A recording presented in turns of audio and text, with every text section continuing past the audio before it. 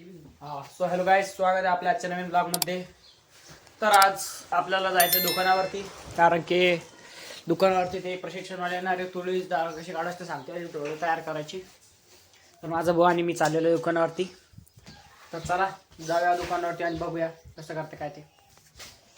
Guys, तर डाळी तयार करण्यासाठी हे पाणी पण लागतं म्हणे 60 लिटर. तर 60 लिटर म्हणजे 1 क्विंटलसाठी 60 लिटर लागतं. तर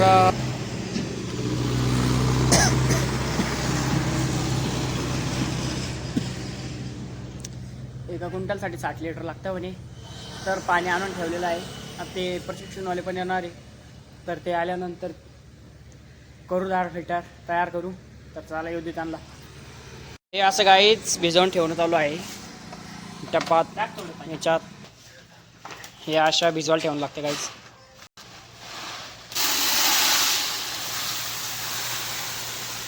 पाणी भी टाकणं याच्यात, पाणी भी टाकणे.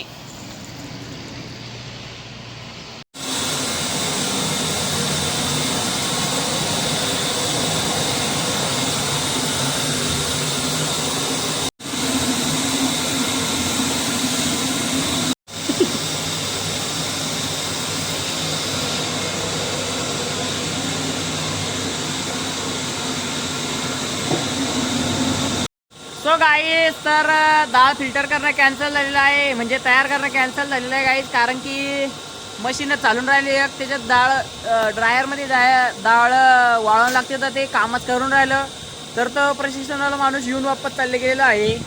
आता हे डाळ जमा करून इकडे उन्हामध्ये वाळवणं चालू आहे गाईज. हे आपले दोन्ही भाऊ भेटलेले आहे काम करायला, आणि आपण बसलेलो आहे सध्या आराम करत.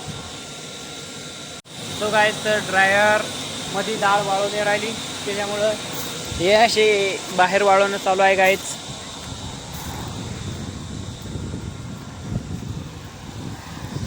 ही अशी बाहेर वाळवून चालू आहे गाईज डाळ. परेशान केलेलं आहे ड्रायरनं गाईज आपल्याला पचका जाम गाईज. तर आज आहे शनिवार, आणि शनिवारचा पप्पाचा असतो उपास. तर मम्मीने आज मस्त डाळबट्टी केलेली आहे. वरण पण खूप भारी झालेलं आहे, भंडाऱ्यासारखं. भंडाऱ्यामध्ये होतं तसं वरण झालं एकदम भारी. तर चला आपण जेवण करू. लायना गावात झालेलं आहे. काय झालं भाऊ वरण? तर चला जेवण करू.